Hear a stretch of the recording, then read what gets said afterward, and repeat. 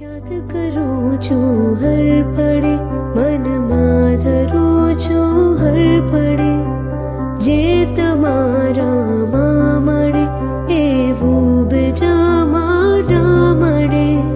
સાહેબ મારા પ્રાણ તમે છો, સાહેબ મારું ધ્યાન તમે છો, સૌથી સલામત સ્થાન તમે છો, આત્મ તત્વનું જ્ઞાન તમે છો.